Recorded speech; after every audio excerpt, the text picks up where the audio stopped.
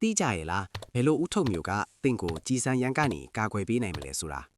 အဝိဥထုတ်ဒါကတော့ဘာကိုမှမကာကွယ်ပေးနိုင်ပါဘူးဘာလို့လဲဆိုတော့သူ့ရဲ့ပစ္စည်းကအရန်ပျော့ပြောင်းလို့နေလို့ကြီးစံကအချိန်လည်းမလျော့အားလည်းမလျော့ပဲတန်းခနဲ့ဖောက်ထပ်သွားမှာပါပဲ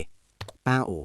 သူကမားကြော်တယ်ဆိုပေမဲ့ရိုက်ခတ်မှုနဲ့ကြုံရတဲ့အခါမှာတော့ချက်ချင်းဆိုသလိုတစီကွဲထွက်သွားတတ်ပါတယ်ကြီးစံကိုမသားစီးနိုင်တဲ့အပြင်ဘေးပတ်ဝန်းကျင်ကိုအန်ဒီရရှိတဲ့အပိုင်းစားလေးတွေပါပေါ်ပြီးလွင့်စင်သွားစေနိုင်ပါသေးတယ်အလုတ်ခွင်တုံးဦးထုတ်ဒါကူတော့အပေါ်ကနေပစ္စည်းပြုတ်ကြတာမျိုးနဲ့တာမန်ရိုက်ခတ်မှုတွေကိုကာကွယ်ဖို့ပဲဒီဇိုင်းထုတ်ထားတာပါအချိန်ပြင်းပြင်းနဲ့ပြေးဝင်လာတဲ့အရာတွေကိုကာကွယ်ဖို့လုပ်ထားတာမဟုတ်တဲ့အတွက်ကြီးစံနဲ့တွေ့တဲ့အခါမှာတော့သူ့ရဲ့တိဆောက်ပုံကခံနိုင်ရည်မရှိတော့ပါဘူးဒုတိယကဘာစစ်တုံးစစ်ဦးထုတ်